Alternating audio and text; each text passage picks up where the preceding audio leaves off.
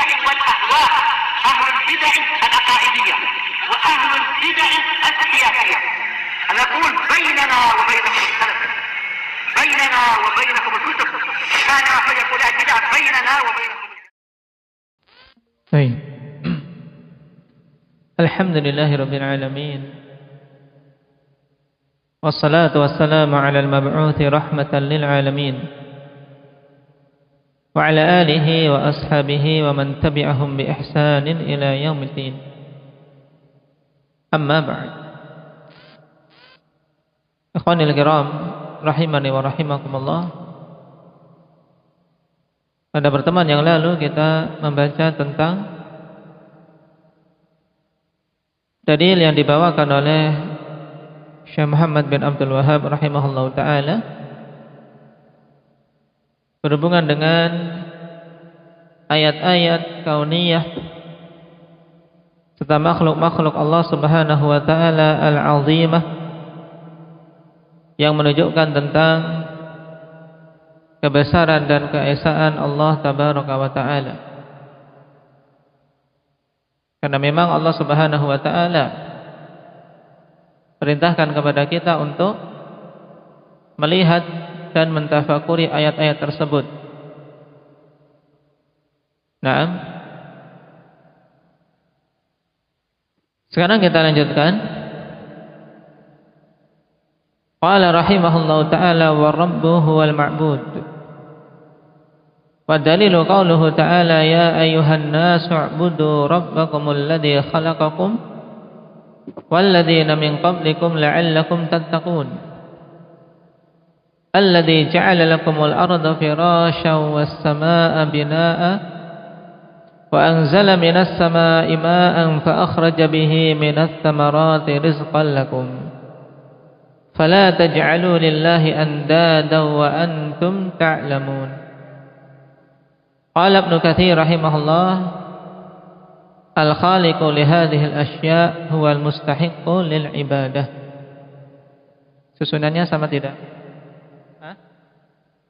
Sama? Baik. Setelah beliau menegaskan tentang ayat-ayat kauniyah ya kawan, yang menunjukkan rububiyah Allah, maka beliau tegaskan setelahnya war-rabbu, dan ar-rabb itu dialah zat yang berhak untuk diibadahi. Naam. Dan ar-rabb alif lam pada nama Allah Subhanahu wa taala yang agung ini ar-rabb. Alit ta'mim. Maksudnya apa? Annahu rabbu kulli makhluqin. Itu menunjukkan makna umum bahwasanya Allah itu Rabb semua makhluk. Nah, dan tidak boleh penggunaan kata ar-Rabb secara mutlak kecuali untuk Allah Subhanahu wa taala. Adapun penggunaannya secara muqayyad seperti misalnya Rabbul Ghulam atau Rabbu hadzal bait, ini diperbolehkan dengan maksud apa? Kepemilikan yang apa sifatnya terbatas, seperti pemilik budak ini, pemilik rumah ini, karena di antara makna Rabb yaitu al-Malik, yang memiliki. Tapi kalau digunakan secara mutlak ar-Rabb, maka ini tidak boleh kecuali untuk Allah Subhanahu wa taala.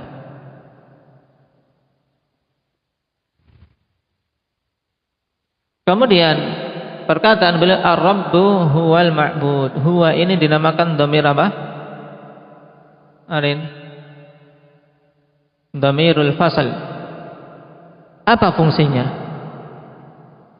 Nah, didatangkannya dhamirul fasal di sini untuk memberikan faedah apa? Ikhtisasus istihqaqil ibadati lillahi ta'ala. Memberikan faedah pengkhususan hak peribadatan itu hanya untuk Allah Subhanahu wa taala. Sehingga sisi ini yang hendaknya juga dimunculkan ketika kita mau menerjemahkan, ikhwan. Nah, jangan sampai kita hanya sekedar mengatakan Ar-Rabb itu adalah yang diibadahi. Ini sisi balaghah. Nah, dan sisi ikhtisas yang yang diinginkan dengan didatangkannya dhamir huwa hilang. Maka kita katakan Ar-Rabb dialah satu-satunya zat yang berhak untuk diibadahi. Nah, dan dikedepankannya rububiyah ikhwan atas uluhiyah. Ini secara sekilas dulu telah kita pelajari. Kenapa? Dikarenakan perkara rububiyah perkara yang sangat gamblang dilihat oleh semua makhluk yang berakal. Nah, kalau mereka betul-betul meyakini sisi rububiyah, maka seharusnya setelah itu dia mengakui sisi uluhiyah, hanya menyerahkan ibadah pada Allah. Nah, karena telah kita lewati kemarin, al-iqrar bi tauhidir rububiyah yalzamu minhul iqrar bi tauhidil uluhiyah. Ini diingat-ingat. Pengakuan terhadap rububiyah mengharuskan untuk mengakui tauhid uluhiyah. Kemudian dalil yang dibawakan di sini, ya ayyuhan nasu u'budu rabbakumul ladzi khalaqakum. Wahai sekalian manusia. An-nas mencakup manusia, yaitu kita-kita semua, dan juga mencakup kalangan jin. Sehingga panggilan di sini ya ayyuhan nas mencakup jin dan manusia. Semua makhluk-makhluk yang mukallaf diseru oleh Allah Subhanahu wa taala, ya ayyuhan nas u'budu rabbakum. Beribadahlah kalian kepada Rabb kalian. Nah, disinilah sisi pendalilannya bahwasanya Ar-Rabbu huwal ma'bud. Allah perintahkan untuk beribadah kepada Rabb kalian, berarti Rabb yaitu Allah Subhanahu wa taala dialah satu-satunya zat yang berhak untuk diibadahi. Nah, kemudian Allah Subhanahu wa taala sebutkan sifat yang menunjukkan bahwasanya memang Allah dialah yang pantas untuk diserahkan ibadah kepadanya saja. Alladzi khalaqakum, yaitu zat yang telah menciptakan kalian. Walladzina min qablikum, dan orang-orang sebelum kalian. La'allakum tattaqun. Di sini ada hal yang butuh dipahami dengan baik. Khilaf di kalangan ahli tafsir ikhwani fillah tentang la'allakum. Ya. La'allakum tattaqun ini muta'alliqnya kemana? Baik.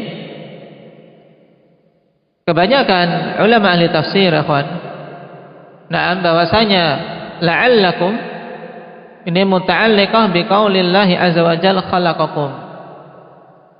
Berarti apa? Khalaqakum la'allakum tattaqun. Baik. Hal ini persis seperti pada firman Allah Subhanahu wa taala, "Wa ma khalaqtul jinna wal insa illa liya'budun." Aku tidak ciptakan jin dan manusia kecuali agar beribadah kepadaku. Demikian pula ini. Naam, yaitu zat yang telah menciptakan kalian untuk apa? Agar kalian bertakwa kepadanya. Agar kalian beribadah kepadanya. Naam.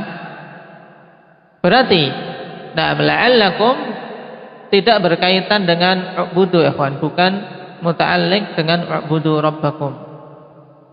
Ya, bukan maksudnya beribadahlah kalian kepada Rabb kalian la'allakum tattaqun, tidak. Kenapa? Karena na'am kita na'am atau maknanya tentunya akan apa? Akan rancu ketika dikatakan ubudu rabbakum litattaqu. Kenapa? Karena takwa merupakan bagian ibadah.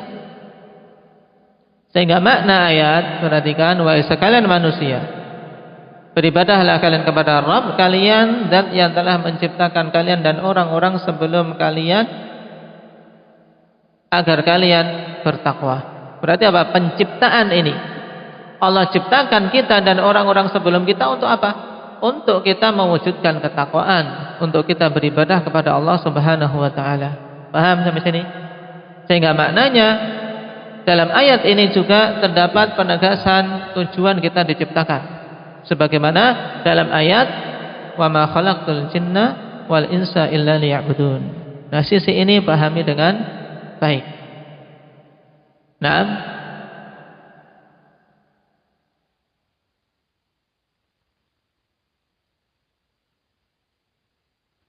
Dan takwa merupakan kalimat yang mencakup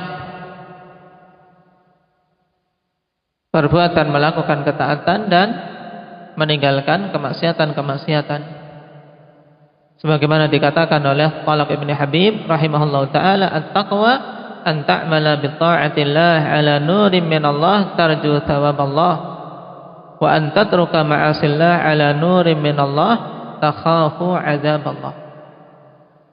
Pengertian ini dihafal karena merupakan pengertian yang dikatakan oleh para ulama pengertian terbaik untuk takwa.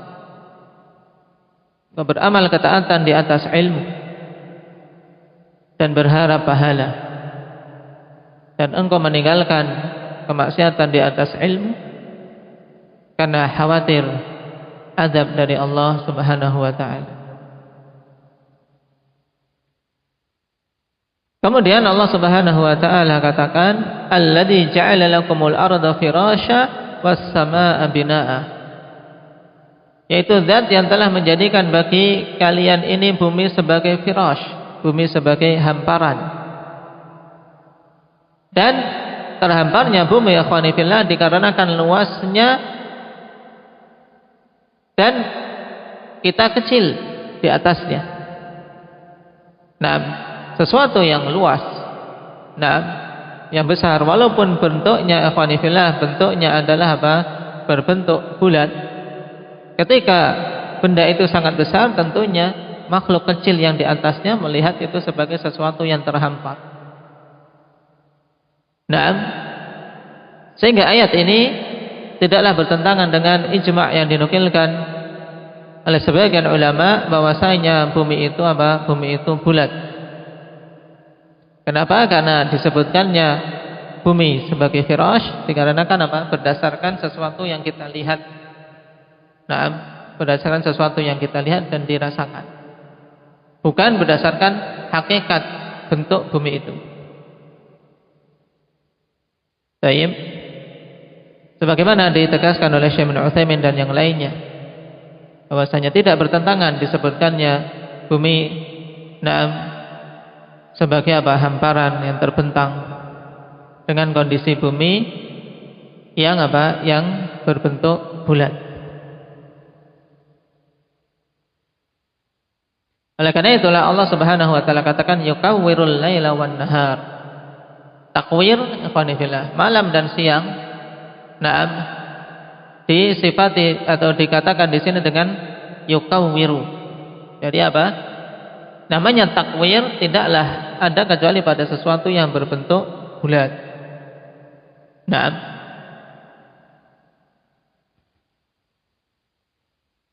Was samaa'a binaa'a, dan zat yang telah menjadikan langit sebagai apa? Bangunan yang kokoh. Yang apa? Yang merupakan saqaf yang marfu', merupakan atap yang ditinggikan oleh Allah Subhanahu wa taala. Wa anzala minas samaa'i maa'a, dan Allah Subhanahu wa taala dan dialah zat yang telah menurunkan hujan, menurunkan air dari awan. Baik. Dan as-sama yang dimaksud di sini as-sahab, karena sama umum ikhwani fillah mencakup kullu martafa'a 'anin nas. Apa-apa yang tinggi di atas manusia ini dinamakan as-sama.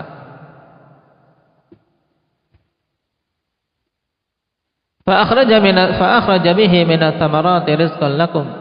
Kemudian mengeluarkan dengannya berupa buah-buahan sebagai rezeki bagi kalian. Maka setelah mengetahui itu semua dan telah terpatri pada diri kita bahwasanya Allah satu-satunya zat yang memiliki sifat rububiyah dan satu-satunya zat yang berhak diberikan ibadah kepadanya.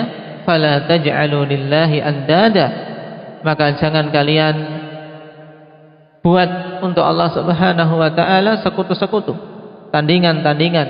Wa antum ta'lamun, dalam keadaan kalian mengetahui. Lihat, setelah kita betul-betul tahu, ikhwan. Allah katakan wa antum ta'lamun karena memang di ayat-ayat sebelumnya atau di kalimat-kalimat sebelumnya Allah telah beritahu kita tentang sifat-sifat rububiyahnya yang menunjukkan bahwasanya dialah satu-satunya zat yang berhak diibadahi. Dan al-andad, na'am, tayyib, makna katanya an-nid huwa, na'am, al-mithlu wasyabih wan nadhir, yaitu sesuatu yang menyamai, sesuatu yang dijadikan tandingan bagi Allah Subhanahu wa taala.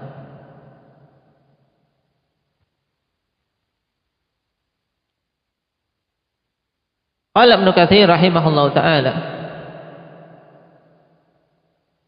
setelah menyebutkan ayat yang agung tadi, al-khaliqu li hadhil asya, zat yang menciptakan perkara-perkara ini secara keseluruhannya, huwal mustahiqqu lil ibadah, dialah zat yang pantas untuk diserahkan peribadatan kepadanya. Naam. Oleh karena itulah Allah banyak juga tekankan agar manusia berpikir, seperti misalnya pada ayat afaman yakhluqu kaman la yakhluq afala tadhakkarun. Di surat apa ini? Afaman yakhluqu kaman la yakhluqu afala tadhakkarun.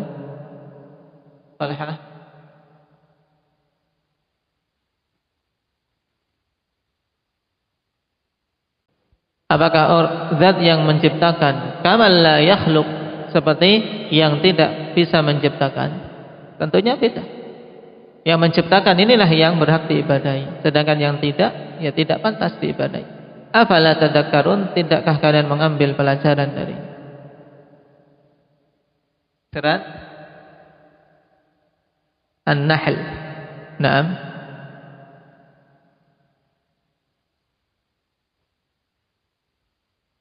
Dan kaidah dalam masalah ini, para ulama kemudian menyimpulkan, ikhwan fillah, mereka katakan manin farada bil khalqi wal mulki wat tadbiri wajaba ifraduhu bil ibadah. Nah, kaidah dalam masalah apa? Dalam masalah penetapan tauhidul uluhiyah sebagai kelaziman bagi tauhid, nah, yang merupakan apa? Lazim dari tauhid rububiyah, yaitu manin farada bil mulki bil khalqi wal mulki wat tadbir, siapa saja yang esa dalam penciptaan, kepemilikan dan pengaturan, maka dialah yang wajib untuk diesakan dalam ibadah.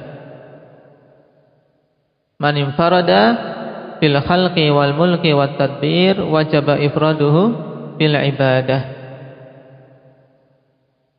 Dan di sana ada risalah yang mengumpulkan ikhwan qawaid, kaidah-kaidah, na'am, fit tauhid, yang bermasalahan tauhid. Kemudian Syekh mengatakan wa anwa'ul ibadati allati amara Allah biha mithlul Islam wal iman wal ihsan. Sekarang beliau menjelaskan jenis-jenis ibadah.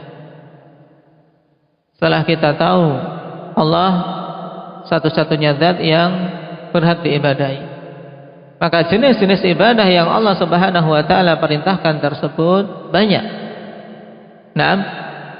Contoh diantaranya al-Islam wal iman wal ihsan. Disebutkan 3 jenis ini, akhwani fillah, karena apa? Agama tidak keluar darinya, sehingga mencakup semua jenis-jenis ibadah yang lain, akhwan. Seperti Islam, tercakup di dalamnya, na'am, arkanul Islam, rukun-rukun Islam yang 5, dan agama secara keseluruhan. Rukun-rukun Islam yang 5 padanya amalan badan, padanya amalan dengan harta, padanya amalan lisan, juga iman dengan rukun-rukunnya yang 6. Tayyib, yang berporos pada apa? Kebanyakan berporos pada amalul qalb, amalan hati, ibadah hati. Kemudian ihsan yang terdiri dari satu rukun. Yang ini juga apa? Ibadah yang paling tinggi. Seorang beribadah pada Allah seakan-akan melihat Allah. Jika tidak mampu melihatnya, maka sungguh Allah melihat kita. Yang kemudian para ulama mengistilahkan 3 hal ini sebagai apa? Maratibuddin, tingkatan-tingkatan dalam agama. Karena Rasul sallallahu alaihi wasallam ketika datang Jibril dalam hadis yang masyhur, dengan hadis Jibril setelah ditanya tentang Islam, iman dan ihsan, kemudian bertanya kepada Umar, Tayyib, tentang siapa yang datang tersebut. Kemudian menjelaskan setelah Umar tidak mengetahuinya, fa innahu Jibril atakum yuallimukum dinakum. Berarti agama tidak keluar dari 3 hal ini. Nah, makanya dicontohkan di sini. Nah, untuk kita tahu bahwasanya semuanya itu adalah harus diserahkan kepada Allah. Kenapa? Karena hakikat semua itu ibadah. Islam, iman dan ihsan. Dan ibadah itu sendiri pengertiannya apa? Iqbal.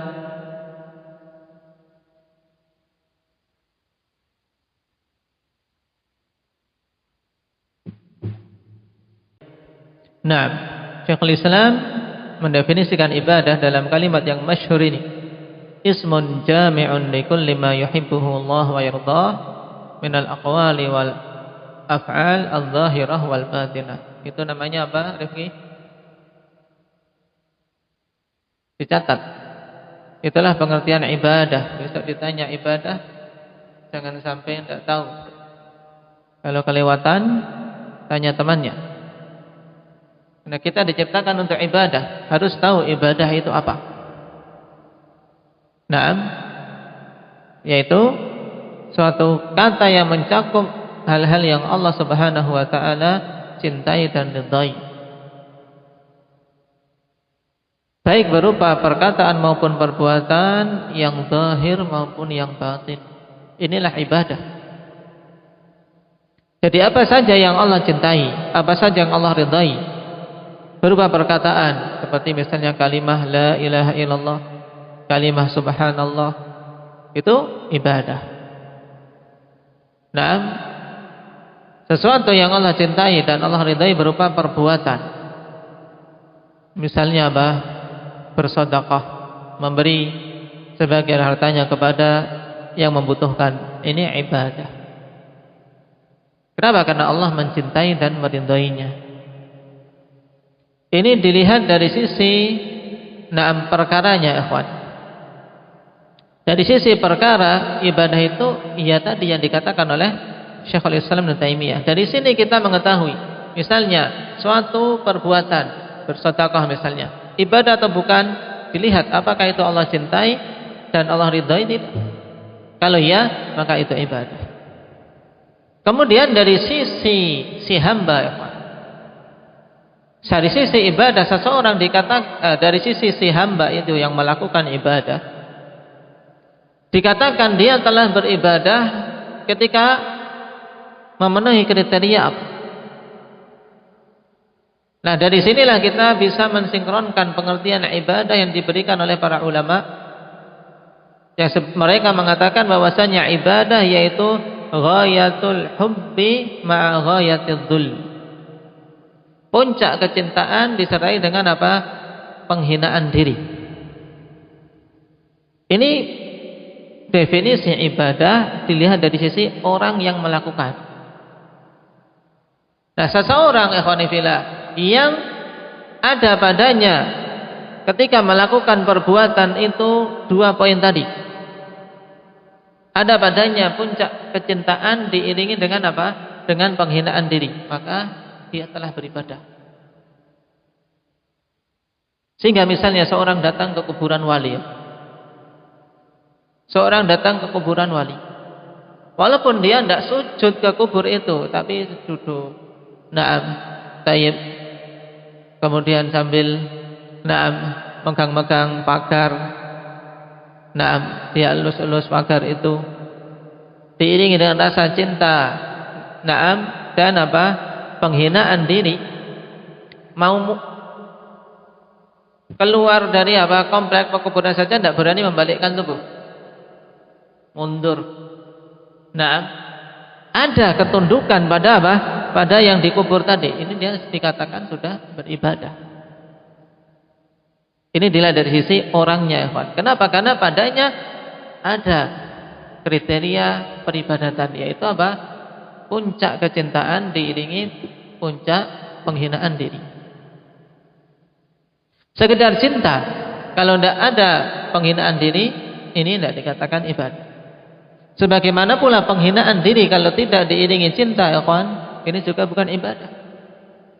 Tidak terpenuhi ibadah secara sempurna. Kita menghinakan diri kita kepada Allah, tapi tidak ada rasa cinta padanya, ini tidak terpenuhi kriteria ibadah yang sebenarnya. Nah, maka kalau kita ingin betul-betul dikatakan sebagai seorang yang beribadah pada Allah, maka wujudkan dua unsur tadi. Mahabbah, nah, yang diiringi apa? Penghinaan diri. Baik, inilah baru kalau dikatakan beribadah. Nah, yang kemudian dalam menunaikan ibadah tadi, dalam penunaian ibadah, kemudian dia apa? Disertai juga dua hal pelengkap, yaitu apa? Rasa takut dan rasa harap. Dengan ini saya berharap antum sudah paham. Nah, kenapa kok para ulama seperti Ibnu Qayyim dan yang lainnya terkadang memaknakan ibadah dengan ghayatul hub, dengan ma'a ghayatud dhul. Tapi di sisi yang lain terkadang juga ibadah itu adalah ismun jami'un li kulli ma yuhibbuhullah wa yardah, dan seterusnya. Minal aqwali wal af'al. Nah, pengertian Ibnu Taimiyah dibawa pada apa? Bagaimana kita menghukumi suatu perkara itu ibadah. Paham? Kita tahu amalan ini ibadah. Kriterianya apa? Kalau ada di situ kecintaan Allah dan apa? Keridhaan padanya. Kalau dilihat dari sisi kita yang melakukannya telah dikatakan beribadah, bagaimana? Kalau ada apa? Ada ghayatul hubbi dan ghayatul dhul. Nah, walaupun hal tersebut, ikhwan, dan diserahkan kepada Allah, maka tetap dikatakan ibadah, tapi berarti ibadah kepada selain Allah, sebagaimana peribadatan penyembah berhala dan seterusnya. Penyembah berhala, mereka dikatakan beribadah. Kenapa? Karena ada padanya puncak kecintaan terhadap berhalanya dan penghinaan diri. Baik.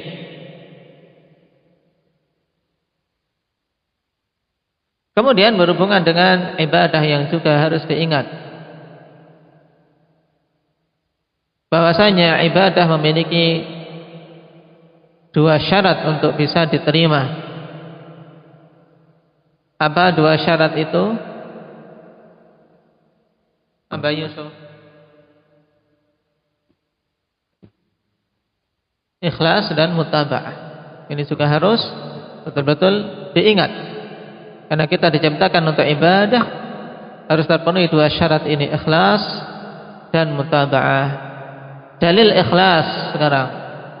Apa dalil wajibnya ikhlas atau dipersyaratkannya ikhlas? Wahyu. Nah, qaulun Nabi sallallahu alaihi wasallam, innamal a'malu binniyat. Nah, wa innamal likulli imri'in ma nawa. Juga ayat apa mazurah yang menunjukkan disyaratkannya ikhlas. Nah, ahsanta. Wa ma umiru illa liya'budullaha mukhlishina lahuddin. Tidaklah mereka diciptakan kecuali agar beribadah kepada Allah dalam keadaan ikhlas, menyerahkan amalannya semata-mata untuk Allah. Mukhlishina lahuddin, ay mukhlishina lahu al-amal.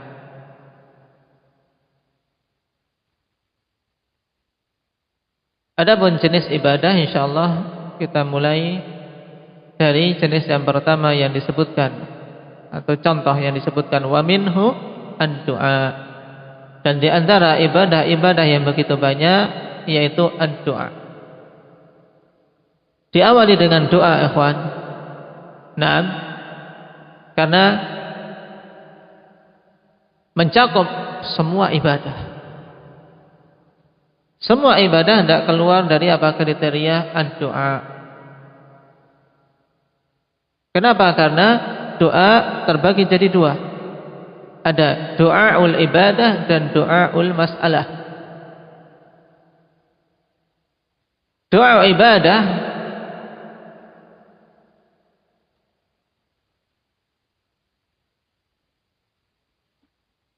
yang hakikatnya adalah semua jenis-jenis peribadatan kepada Allah Subhanahu wa taala yang dilakukan oleh seorang hamba,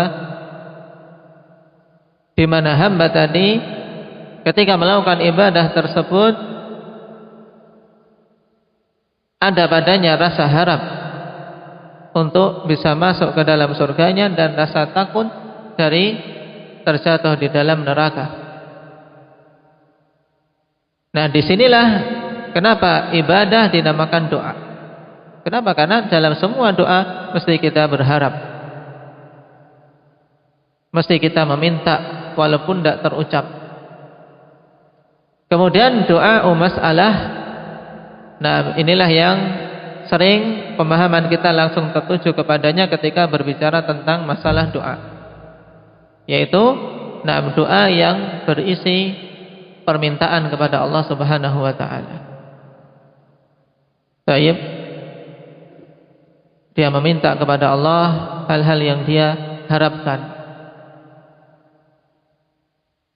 Dan insyaallah taala tentang beberapa masail seputar doa dan juga bagaimana agar doa seorang hamba diterima oleh Allah Subhanahu wa taala dan dikabulkan, kita ambil pada pertemuan yang akan datang. Nasallallahu at-taufiq was-sadad walhamdulillahirabbil alamin.